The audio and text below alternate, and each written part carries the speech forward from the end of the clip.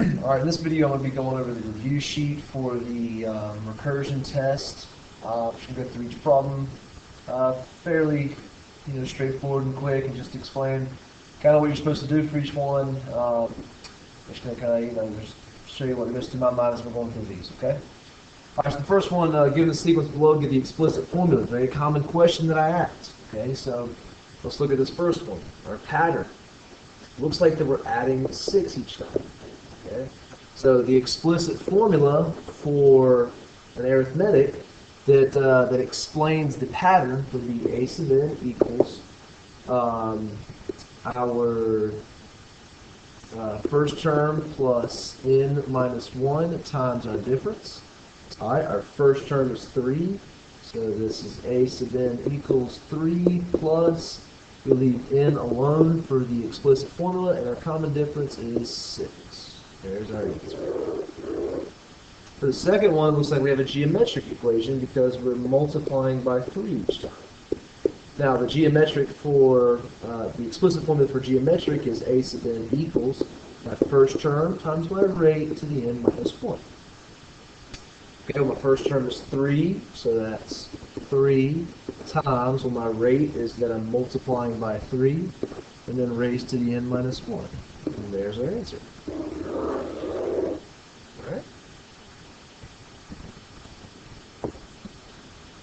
This next one, again, a very common question. Find the 10th term in the geometric sequence for which the first term is 100 and our R value is 1/3. Again, we use our explicit formula. So a sub 10, our 10th value, is equivalent to 100, all right, our first term, times our rate, 1/3, to the 10 minus 1 power, which in this case equals 0.005. Alright, same thing for the next one. Find the 6th term in the sequence, 50, 30, 18. Well, you have to first of all decide which explicit to use, whether it's arithmetic or geometric. Well, if we looked at arithmetic, that would be subtract 20 and subtract, well, looks like 12. So that can't be arithmetic. It must be geometric. Now, you might not be able to see the rate right now, but if you want to know the rate, well, then just divide one term by the previous term. 30 divided by 50. Which is 3/5 or 0.6. So there's your rate. It's geometric. So if I want to know the 6th term, I need to use my geometric explicit. So a sub 6 is equivalent to my first term 50 times 0.6 to the 6 minus 1 power, because I'm looking for that 6th term. Okay?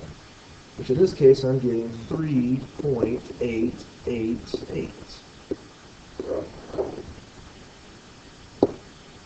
Alright, this next one is a good one. This is one that will show up on the test, and one where you just have to guess and check. It says find n. Okay, let's think about this logically. Find n in the arithmetic series, so we have a common difference. Where our common difference is 12, we have our first value is 10, and I know the sum is going to be 170.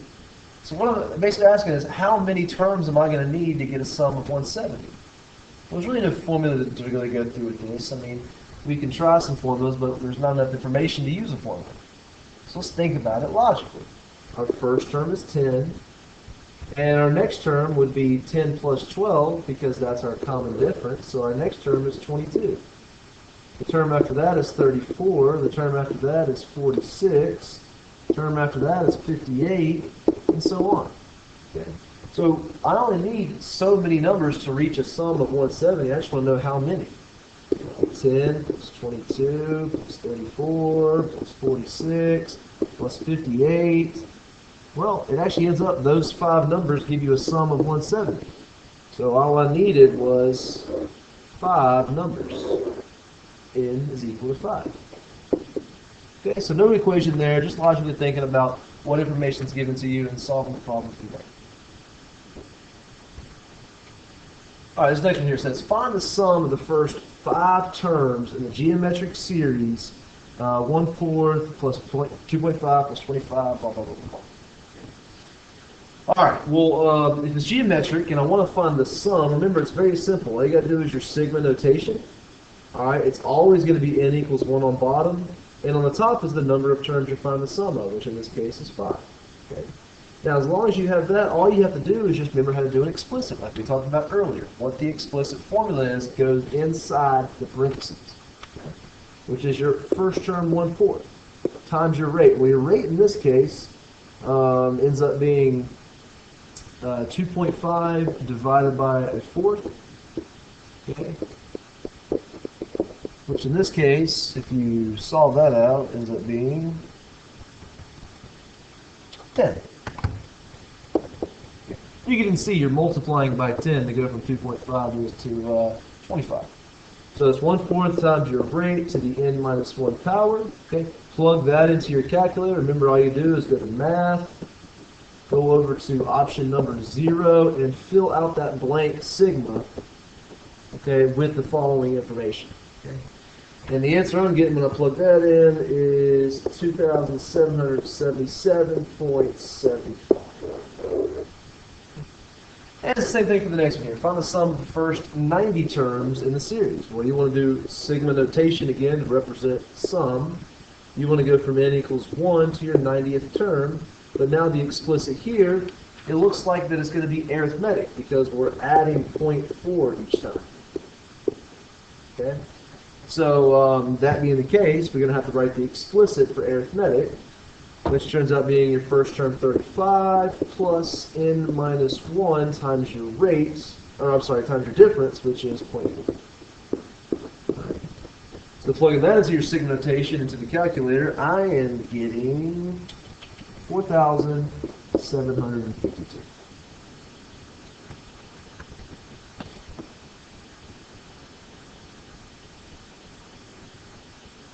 All right, for a sub 1, or find a sub 1. So find my first term for the arithmetic sequence, arithmetic, okay, in which my difference is 7, and my 54th term is 99. Okay, listen, if you're ever trying to find any nth term, your first term, any nth term, you always want to use your explicit. Okay, you always want to use your explicit formula. That's what it's helpful for, finding any term in your sequence. Okay, well, it's my arithmetic term. Okay, the arithmetic explicit is a sub n equals my first term plus n minus 1 times my common difference. Okay? Well, look at what information is given to me. My common difference is 7. That's given to me, so D is 7. This right here tells you a term in the sequence. It's telling you your 54th term, and it's telling you the value of that 54th term. So we can use that to work backwards to solve for my first term. So that's 99 equals the first term I'm looking for plus 54 minus 1 times 7. Okay. We can use that and work backwards. So I'm not quite sure what this here equals. Just a quick calculation. I'm getting that is 371. A sub 1 plus that equals 99. And then solving for a sub 1, I'm getting negative 272.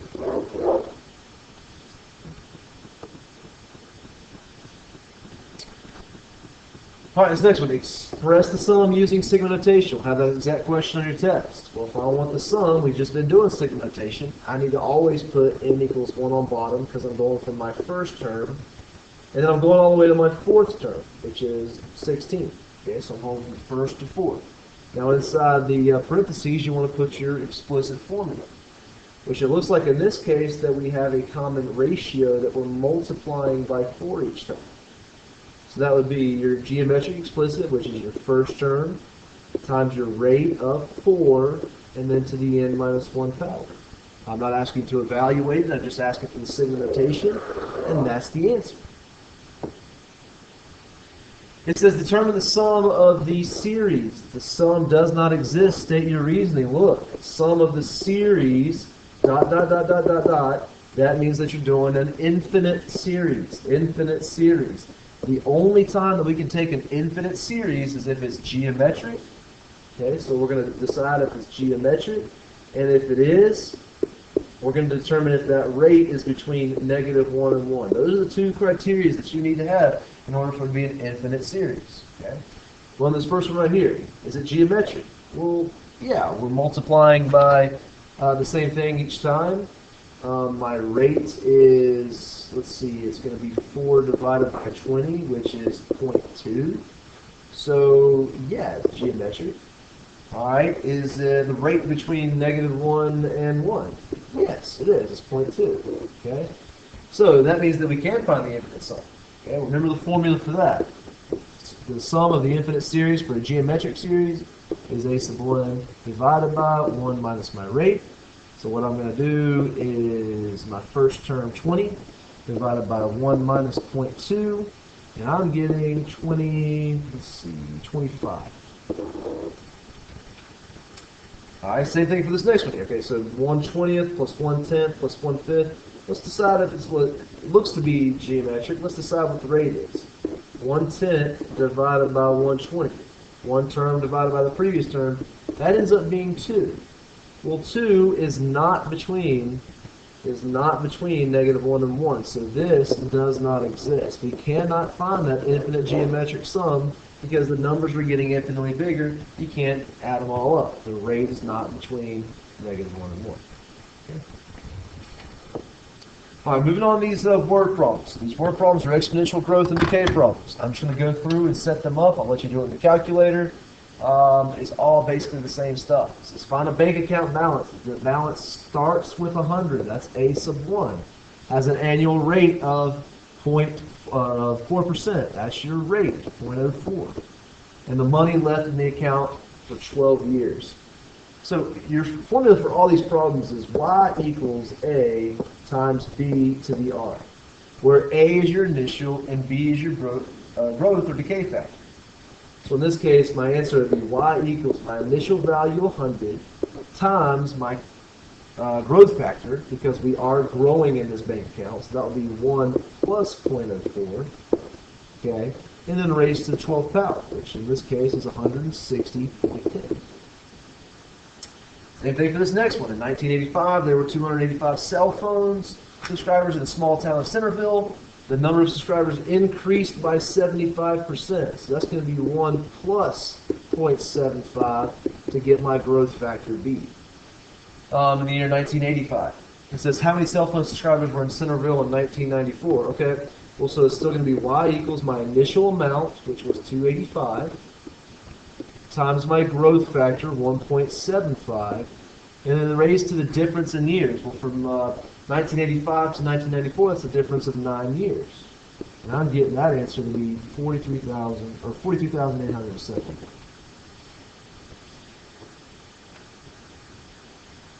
This was an interesting one. It says bacteria can multiply at an alarming rate when each bacteria splits into 2 new cells, thus doubling. Okay, so this is very similar to a half-life problem, but now it's a double life problem, if that makes sense. If we start with only 1 bacteria, so A is equal to 1 here, which can double every hour, how many bacteria will be at the end of 1 day? Okay, let's think about this. It's going to be y equals my initial amount, which is 1. My rate in this case is 2. I'm doubling every hour. Well, okay, if I'm doubling every hour, that's 2 for my growth factor. And by the end of 1 day, that's 24 hours have passed, because it's in terms of hours. I'm getting that we have 16777,216 bacteria. It's a lot of bacteria. Number 4, each year the local country club sponsors a tennis tournament. Play starts with 128 participants. Well, there's your A. A is equal to 128. During each round, half of the players are eliminated. Okay, so what that is that's telling you your R value is 1/2 of 0.5. How many players remain after 5 rounds? Okay, well, that's going to be, if I want to find my growth or my decay factor, that's 1 minus 0.5 is our B value. So in this case, we got 128 times my decay factor of 0.5, okay, which that's what that equals, raised to the power of 5 rounds, and I'm getting that they're going to have 4 people left. Population of Winnemucca, Nevada can be modeled by this equation right here. It's giving you the equation, where T is the number of years since 1990. What was the population in 1990? Okay, I will ask this question on the test. The population in 1990 is the initial value. It wants to know what A is initially in 1990. That's your first value in the equation.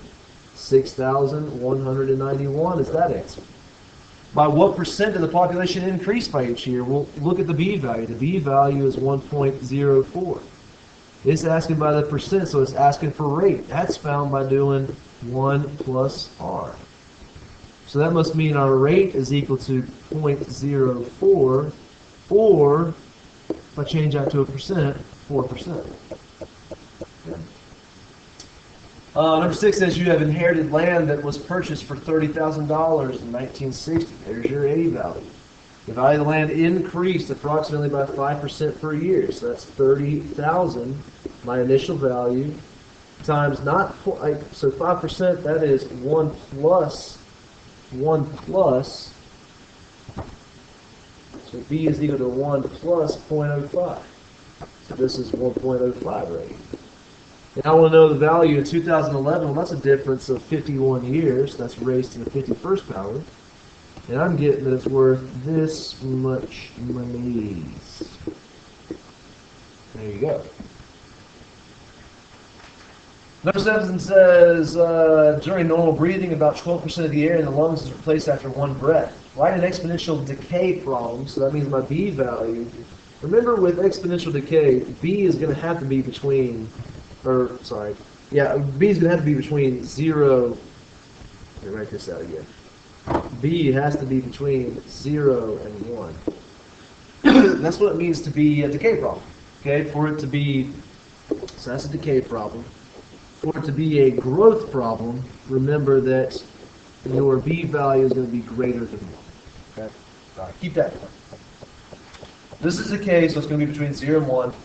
And it says that the initial amount of air in the lungs is 500 milliliters. So that's going to be 500 times 240 breaths. That's our time interval. That's how many intervals of time have passed. It says about 12% of the air in the lungs is replaced. So what you need to do, that's your rate. You need to do 1 minus your rate, because this is decay, your level 0.88. That's your B value. And you're going to raise that to the number of breaths, which is the number of time intervals, so 240. That ends up being a very, very small number, 2.37 E negative 11, meaning that decimal is going over 11 places to the left. Makes sense to me. I mean, after 240 breaths, I don't think I'm going to have the same amount of air in my lungs as I did initially. Okay, you're breathing in a lot of new oxygen. That's what this is saying. Okay. So that's all the word problems. Okay. So we've done word problems. We've done the side of the review sheet on the left side that was very similar to the test. The back side of the review sheet is just a bunch of multiple choice questions. They can be a little difficult, but again, they're just practicing the concepts here. So I think if you understand the front side, you're going to be set. I'll do the problems on the back side, but they're not. I mean, they're pretty much the same problems. Okay, it says find the sum of the first 4 terms. Well, that's going to be the summation as we go from our first term to our 4th term. And you got to put your explicit formula in there. Okay, well, what kind of equation's going on here? All right, well, this looks to me like geometric. Let's verify. I'm going to take my rate. I'll figure it out as the second term, 4/5, divided by my first term. Well, if I do that, then it ends up being 2 over 5 as my rate. Okay, you can even see that. I mean, on the top part here, you're multiplying by 2. You're doubling. On the bottom here, you're multiplying everything by 5. So, yeah, it's 2/5 as your rate. So my explicit would be my first term, negative 2, times my rate of 2/5 to the n minus 1 power. And if I type that into my calculator, I get A. Number 6, write the explicit formula for the sequence 7, 2, negative 3, then negative 8, negative 13. Then find A sub 14. Okay, the answer choices are a little weird here. They're just simplifying down the explicit. Okay, look, this is an arithmetic equation. You're subtracting 5 each time. Okay, so that makes it arithmetic. So the arithmetic explicit would be A sub n equals my first term 7, okay, plus n minus 1 times my common difference of negative 5. Well, what's going on here in the answer key is they just simplified that. They've distributed the negative 5 and added like terms. So that's equal to negative 7 plus negative 5n plus 5. Combining like terms, we get negative 5n plus 12. Okay? Negative 5n plus 12, which eliminates b and d. To figure out the 14th term, you plug in 14 in for n. Okay, and if I do that, that will give me my answer, and I ended up getting, that would be negative 58, which is answer choice C. Okay. All right, let's keep going. On some of the infinite geometric series. Okay, I'm giving you this sigma notation. You cannot plug infinity into the calculator. So that just signifies that you're dealing with an infinite geometric series. All right, if that's the case, well, then that means that the only formula we can use is a sub 1 over 1 minus my rate. If my rate is between negative 1 and 1, which it is, it's negative 3/4. Because remember, this is the geometric explicit inside the parentheses. So to get my answer, I do 4 divided by 1 minus my rate of negative 3/4. Okay. And if you do that in the calculator, it ends up simplifying down to D, 16/7. Number 8 says, write the nth term of the sequence as a function of n. Okay, well, here's my pattern. Okay, it looks like the top is unchanged. It looks like on the top we're just multiplying by 1. But on the bottom, it looks like we're multiplying by 2. It looks like we're multiplying by 2. So it looks like my rate is 1 over 2. My first value, a sub 1, is 3/4. And I can use that to write my nth term equation, which is just my explicit. Okay, that's 3/4, my first term, times my rate of 1/2 to the n minus 1 power. And its choice ends up being C. Number 15 it says, describe the pattern of the sequence, find the next 3 terms. Okay, well, what are we doing? I mean, it's pretty obvious, right? We're adding 2. Okay, so that eliminates C and B. And if I want the next 3 terms, just add 2. 21, 23, 25 ends up being B. 16 says, write the recursive formula. Okay, write the recursive formula for the sequence 8, 10, 12, 14, 16. I'm going to ask you to write the recursive formula in your test. You got to know how to write recursive. It's pretty simple. Okay, it's just going to be, it's always a sub n equals a sub n minus 1, meaning your previous term, then you got to do some pattern to get to your next term. Well, what's the pattern here? Looks to me like you're adding 2. Okay, this is the recursive formula. Okay, that's the recursive formula. So let's see, which answer choices do that? Well, it's not C or B, it's either A or B. Well, what's going on here is that it says where a sub 1 is equal to 8, which it is. Here it says a sub 1 is equal to 18, which it's not. That's the next term of my sequence, therefore it has to be A.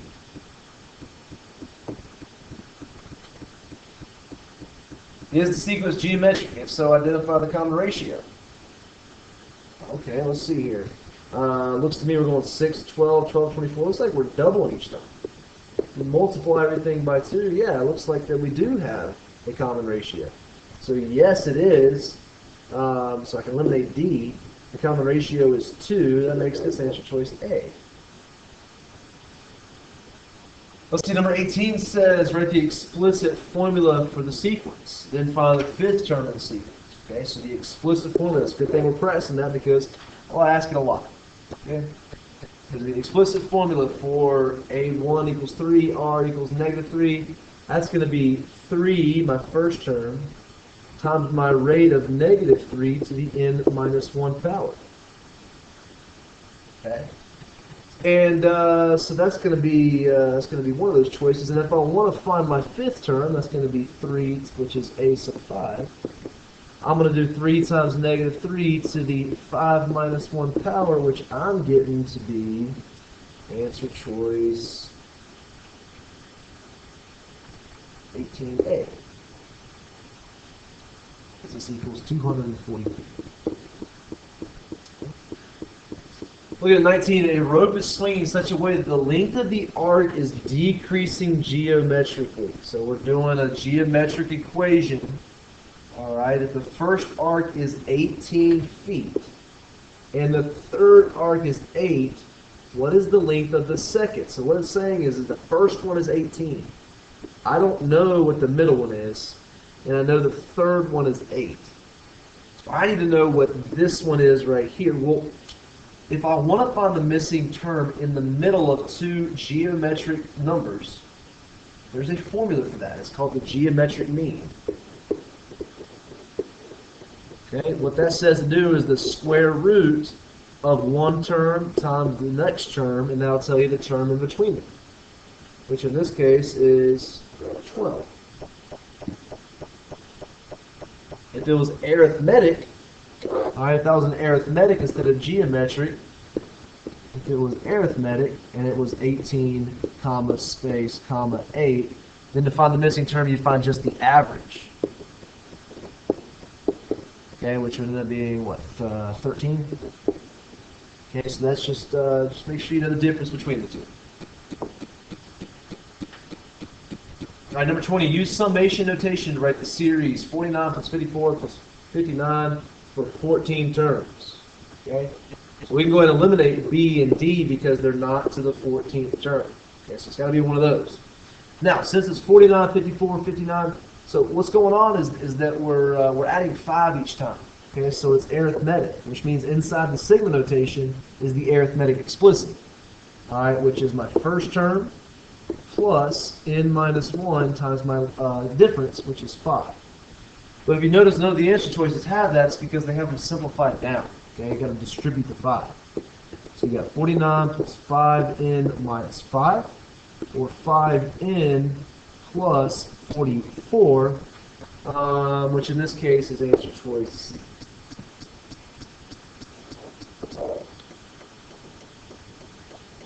(21) For the series 1 to 8 of 4n, find the number of terms in the series.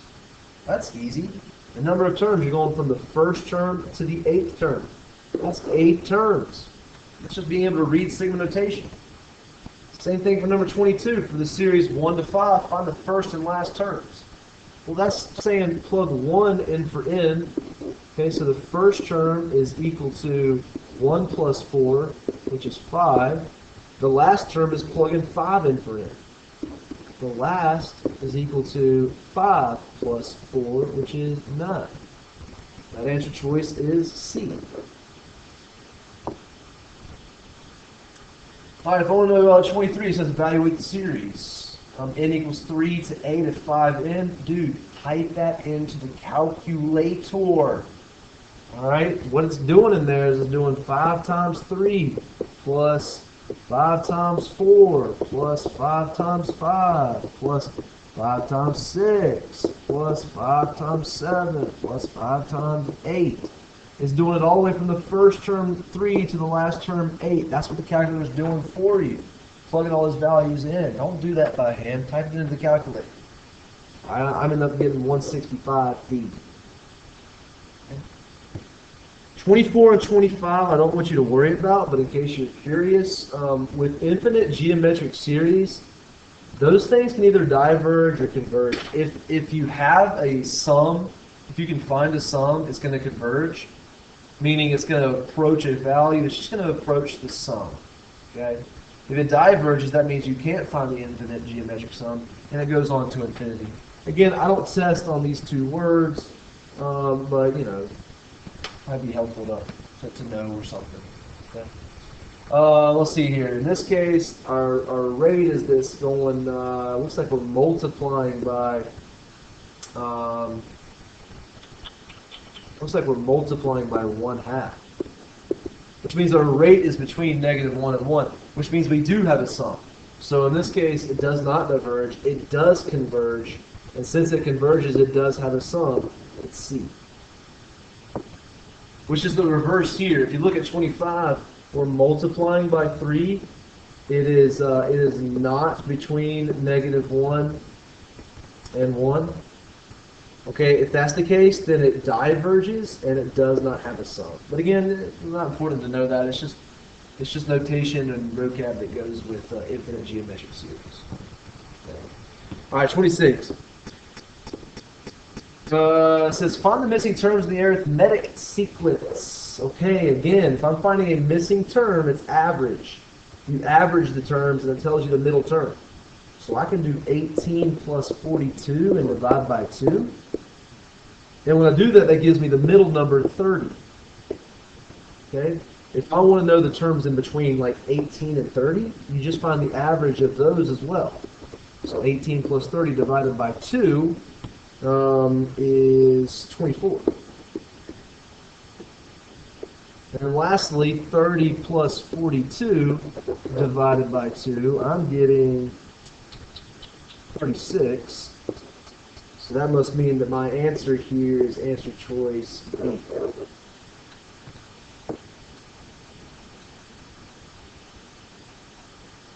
This last one's kind of tough. This was probably the hardest one on here. Number 27 is probably the hardest one. It says a woman made $20,000 during the first year of her new job at the city hall. $20,000 the first year. Each year she received a 10% raise. Okay, so that's going to be multiplied by, so it's like my initial value times how much the rate of increase or the rate of growth, which would be 1 plus 0.1 because it's 10%. Raised to the n minus 1 power. This is a geometric explicit. This is what we're talking about here for our what's the word I'm looking for basically exponential growth problem. But the thing is that we got to add up all of these years in the first 7 years on the job. So what you're supposed to do is a summation from the first to 7th year of this equation. This was a very hard problem. You won't see a problem like this on your test. It ends up being a C. All right, number 28 and the final one. It says that a rubber ball dropped on a hard surface takes a sequence of bounces, each one 1/6 as high as the preceding one. If this ball is dropped from a height of 12 feet, how far will it travel when at the surface of the 5th time? That's hard too. That's geometric explicit. That's saying that you have your initial term, all right, and your rate is going to be 1/6 because that's what's happening each time, and it's going to be n minus 1. This is telling you the height of each of the balls after each second, or after each bounce. But I want to add all those values up. So I want to do it from n equals 1 to my 5th term. That ends up being A. That's a hard problem too. The last two, 27, 28, those are hard ones. Don't worry about those being on a test as hard as that. But they're still good problems. Okay. All right, that's all I got. Hopefully that helped to try to keep it at 30 minutes, which I was kind of close to. Good luck. I think you're going to do fine. Again, the front side of the page is when we begin with this review sheet, very similar to the test. Okay, so good luck. Have a good day.